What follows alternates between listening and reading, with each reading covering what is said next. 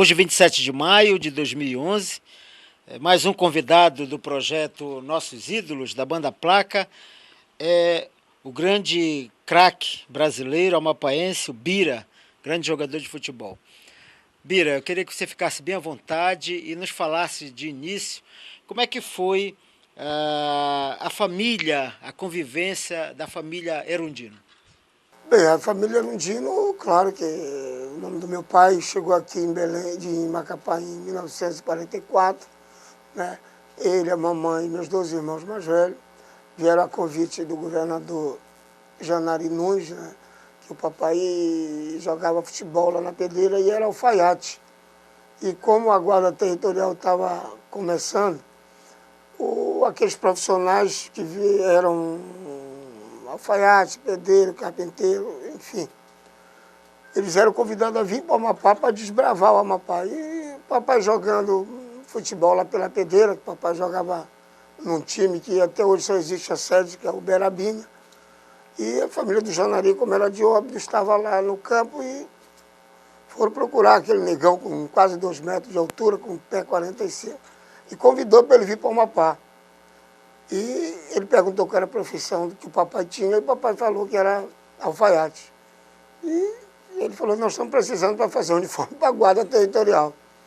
E o papai pegou o ITA, né, e veio embora para cá, e aqui se enraizou e morreu aqui no Amapá com 82 anos. Bira, da sua família, assim, quantos tiveram, o seu pai teve com a sua mãe na família? Nós somos 8 irmãos, 3 mulheres e 5 homens. Todos daqui no Amapá?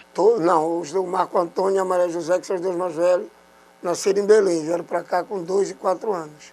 O resto, todos nasceram aqui, 6 nasceram aqui, somos daqui, Tucujus mesmo. Na época da Guarda Territorial, o teu pai sempre foi trabalhando no alfaiate dentro da Guarda Territorial? Sempre. O papai nunca desviou de função, ele sempre foi alfaiate, nunca negócio de tirar plantão, sair para a rua, não. O papai sempre foi um profissional que fazia os concertos, fazia as fadas. Claro que tinha os auxiliares dele, mas ele era o chefe da alfaiataria, que se chamava naquela época. E ficou lá até passar para a Polícia Militar, onde ele exerceu pouco tempo o cargo de escrivão e depois se aposentou logo em seguida. E como é que foi a infância do Bira? A infância foi como todo garoto, né? Pobre, aí no trem. E nós éramos o bairro do trem, eu sempre digo que é uma família. Que o bairro do trem, se você for analisar, hoje as pessoas quase não saíram do bairro do trem. Então, um amigo casou com a amiga, primo casou com a prima do outro, fulano casou com a amiga da fulana, e nós temos até hoje uma paróquia que eu acho, viu, que essa paróquia hoje, em todos os bairros, ela faz muita falta. Que nós fizemos uma pesquisa, ultimamente, da nossa geração, não tem ninguém na penitenciária. Então, isso nós temos que tirar o chapéu para as prelazias que tinham nos bairros. Então, lá na Paróquia da Conceição, tinha o Padre Antônio, o Padre Vitório Galiani, o Padre Ângelo Negre, o Padre Franco, o Seu Dário, o Álvaro Nonato da Paixão, que hoje é padre. Então, essas pessoas evangelizaram muito a gente. Então, para nós jogarmos futebol, nós tínhamos que ir para a igreja e assistir a missa, assinar o cartão. Eu acredito que isso tirou muita gente da rua. Porque se não tivesse acontecido esse episódio, dos padres virem para evangelizar, para a gente assistir um pouquinho de filme, jogar um pouquinho de bola e ir ao catecismo, acredito que talvez muitos de nós não tivéssemos seguido essa trilha, que eu sempre digo que é o caminho do bem. Eu acho que essas prelazias fazem muita falta hoje no nosso estado. Se a gente vê essas crianças dispersas, falta de evangelização, com certeza. E como é que foi o início da carreira do futebol? Onde tu começou a jogar futebol? Eu comecei na praça, né? E na Praça da Conceição, claro, jogando lá entre a gente. E depois o Carlitão, que é um dos chefes desse projeto, sabe. Nós temos nas praças jogando, bairro contra bairro, colégio contra colégio. E isso aí foi surgindo os clubes do futebol mapaense. A geração antes da gente foi saindo e nós fomos entrando. Né? No caso, eu moro no tema, joguei no Macapá, mas estou em Piranga. tem aqui o Oratório, que é do meu amigo Carlitão, tem o Laguinho, que é do meu amigo Zezinho. Então isso foi fortalecendo o futebol do Amapá e surgiu grandes jogadores. Alguns foram embora do Amapá, mas outros ficaram aqui, mas fizeram uns projetos muito bons e fizeram excelentes jogadores. Agora não quiseram sair do Amapá. Graças a Deus construíram família, estão todos bem, graças a Deus. Eu encontro eles, nós sempre, por incrível que pareça, continuamos se encontrando no estádio nosso velho Glicério Marques, e a amizade é a mesma, o respeito é a mesma e a consideração é a mesma. Isso que ficou da nossa infância. Bira, você começou a se destacar. Começando da sua trajetória no futebol, qual foi os times que você jogou aqui, os clubes que você jogou aqui no Amapá? Não, eu em posição do meu pai, só joguei no Esporte do Macapá, não joguei outro time nenhum, que ele não deixava. No meu caso, o Marco Antônio da Seu, que era mais velho, foi trabalhar, jogar na Icome, no Santana, eu não. Eu, desde garoto, sempre fiquei no Macapá e até eu ir embora daqui, eu joguei no Esporte do Macapá. E lá no Pará, como é que foi? Eu cheguei no Pará em 76 para fazer teste no Paysandu, né? E fui aprovado, foi eu, o Albano e o Aloysio, todos os três aqui do Amapá. E a minha passagem pelo Paysandu não foi muito boa, né? Eu amarguei um ano de reservas e não fui bem. E chegou um treinador no Clube do Remo, que ele tinha formado a geração de Zico, Leandro, Adílio, Júlio César, né? Aquele Máquina Figueiredo, Leandro, Júnior. E ele veio para o Clube do Remo fazer um projeto e me viu jogar pelo Paysandu. E ele falou que se o Remo fizesse esforço de me levar para o Paysandu, seria bem-vindo. Aí já houve outra história, porque aí eu me desvinculei do Paysandu por problema jurídico. Voltei para Macapá e o doutor Manuel Ribeiro, que era o presidente do Remo, veio no Amapá e me contratou. E eu fui para o Remo, onde fiz uma brilhante carreira, onde, graças a Deus, sou muito respeitado, sou muito considerado e um dos grandes ídolos da torcida remista, de que eu me orgulho muito também de ser remista. E lá no Rio Grande do Sul? No Rio Grande do Sul, eu cheguei do Rio Grande do Sul, é tudo para mim novidade. Um estado muito rico, de outra cultura, totalmente europeia. E eu tive que me adaptar à cultura, né?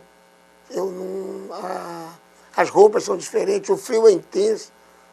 No primeiro dia que eu estive no Rio Grande do Sul, estava fazendo 20 graus, mas estava um sol. Eu saí de camiseta e fui bater no hospital.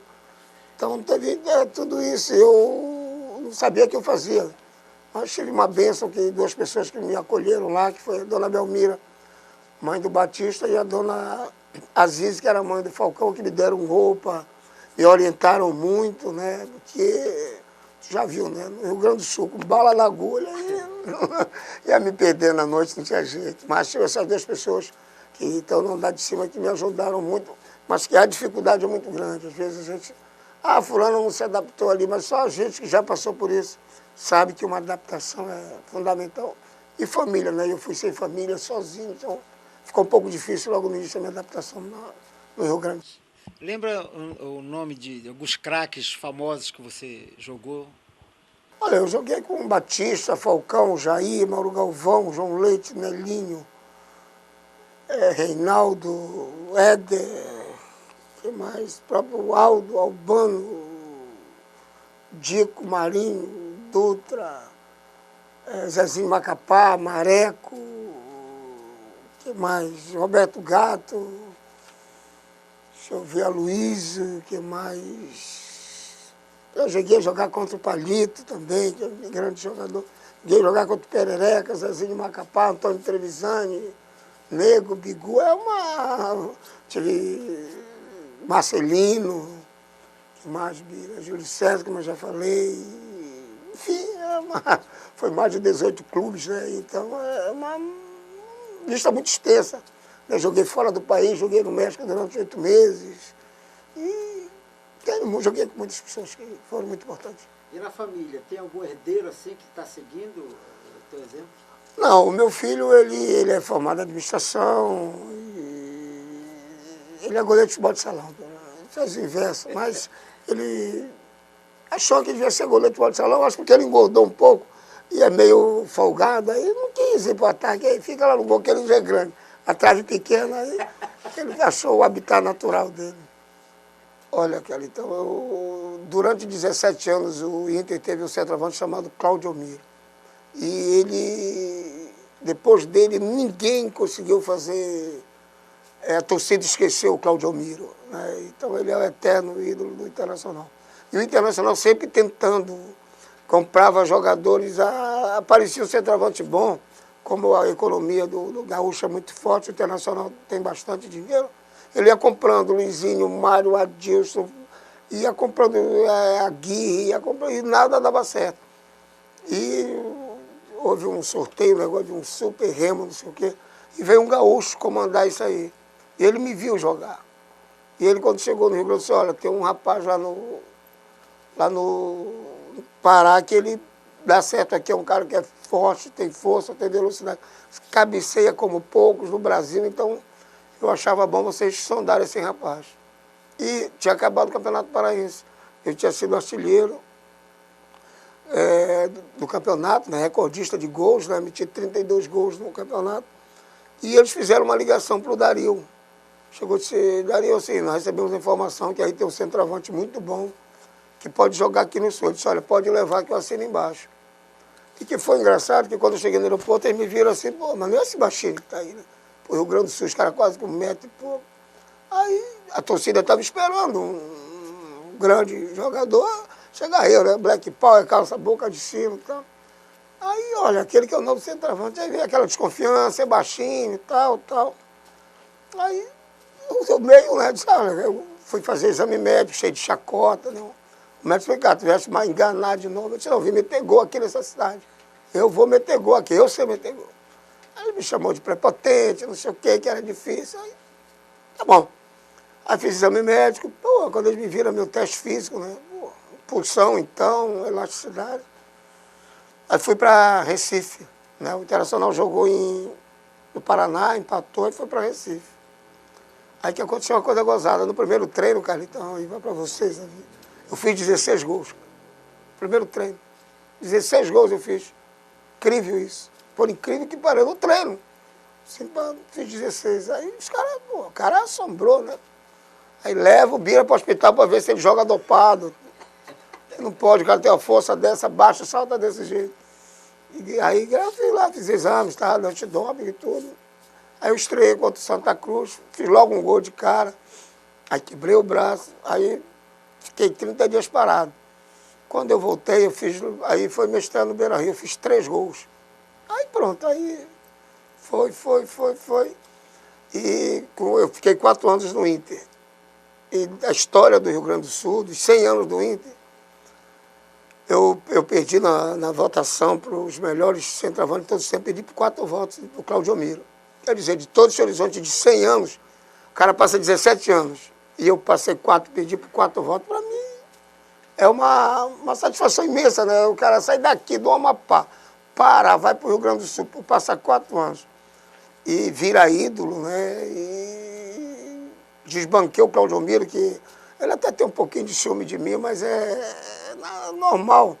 Então eu cheguei lá, joguei minha bola, e, graças a Deus, sou muito respeitado lá. O carinho que o povo gaúcho tem comigo, claro, que é torcida internacional.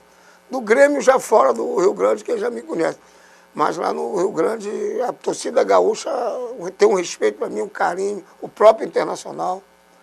Há pouco tempo agora eu recebi um diploma dos 100 anos do clube, pelo eterno reconhecimento do clube. Então, isso aí me deixa muito satisfeito, viu, galera? Muito mesmo, porque a gente prova que a gente aqui no Norte, principalmente aqui no Amapá, nós temos condição de fazer coisa boa. Às vezes as pessoas não dão oportunidade para a gente. Então, o meu amigo Roberto Gato tem um ditado bom, às vezes aqui no Amapá só deixa a gente chegar até a porta do Maracanã, não deixa a gente jogar. Quando a gente quer mostrar, eles puxam o tapete da gente. Então, a gente tem que todo dia matar um leão. E sabendo que nós temos condições de fazer coisas belíssimas, coisas boas. Nós temos condições aqui no Amapá. Falta dar oportunidade para nós. Mas a gente tem muito que deixar, a gente tem muito que fazer. E se um dia der essa oportunidade, quem sabe nós vamos fazer, porque projeto nós temos. Esse projeto de vocês agora, quem diria, quanto tempo, teve que vir vocês da Banda Placa, isso aí tem que ter subsídio de prefeitura, governo, Assembleia Legislativa, os empresários, isso aí que tem que criar, como no Pará tem. No Pará tem, você chega no centro, está lá todo o arquivo, e aqui nós não temos, né? Há quanto tempo vocês fazem o Carnaval do Povo? Eu vinha de Belém para passar o domingo no carnaval, depois voltar de madrugada para ninguém saber. Né? Então, quando der uma parada, agora está voltando e tal. Aquilo é para ter, não pode, a gente não pode perder. Quantas vezes a gente, com aquela multidão, eu sinto saudade. Ah, o Bira é saudosista, mas eu fui feliz, eu era muito feliz. Né? A gente chegava, folga domingo, a gente vinha de madrugada, brincava, e de madrugada a gente ia embora, no outro dia chegava para treinar, não acontecia nada. Aí vocês lá dando show. Então, isso que falta. É oportunidade, é falta mais chances, mais coisas para a gente chegar e mostrar. Um dia vai acontecer, se Deus quiser, e Ele vai querer sim que a gente mostre, olha, o Amapá foi isso, nós somos isso, nós sabemos fazer isso, e nós somos bam. Olha, eu não estudei de preguiçoso, né? Eu não vou negar, quando eu fui daqui, eu estava terminando o ginásio, aí comecei a fazer o segundo grau, aí chegou fama, mulher e dinheiro. Né? Aí eu deixei o estudo do lado, né? Deixei o estudo do lado, fui deixando amanhã. Aí voltei a estudar já em Porto Alegre, fui para Belo Horizonte, fui estudando. E quando eu voltei para Belém, em 85, aí eu tirei o segundo grau. Eu digo, bem, agora vou fazer faculdade. Aí voltei, aí fui jogar no Remo, aí veio tudo de novo. Aí depois eu comecei a peregrinar. Né? Peregrinar, como eu chamamos no futebol, é 6 meses aqui, 6 meses ali, vai. Comecei para o Nordeste, né? Como a gente chama no futebol. Comecei a tomar banho de praia no Nordeste. E quando eu voltei para Macapá, eu disse, pô, estou ansioso. Né? Pô, não vou ficar fazendo o quê? Aí disse, não, vou voltar a estudar. E com o apoio do Leonel Garcia, pô, volto a estudar. Aí eu estou fazendo faculdade, estou fazendo faculdade de jornalismo, espero, né, poder contribuir, né? E aquilo que você falou, nunca é tarde para estudar, né? Porque quando eu morava aqui em Macapá, eu ia a pé do trem lá para o GM.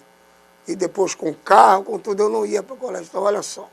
Né? Então, é um disparate muito grande. Quando eu tinha facilidade para ir, eu não ia. Quando eu tinha dificuldade, eu ia. Então, estudem, que é muito bom. Eu não estudei porque era preguiça. Chegou fama, mulher e dinheiro.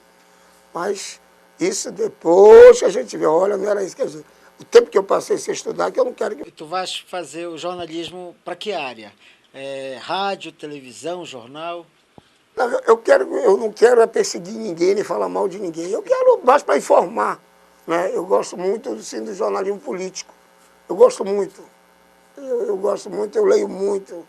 Somente Carlos Heitor Coni, né? Rui Castro, eu leio muito isso, essas colunas de Veja, eu gosto muito. Gosto muito do jornalismo político. Esportivo eu não gosto muito, porque eu vou ter que falar mal e bem de um, aí já fica ruim. E nunca o jornalismo esportivo ele te dá assim, uma independência. O jornalismo esportivo ele é muito dependente, às vezes, de umas certas situações que não é só aqui, não, para todo mundo, porque gira muito dinheiro. Futebol gira muito dinheiro. Se nós pensarmos que no Amapá não gira muito dinheiro no futebol. Aí qualquer coisa que tu vá,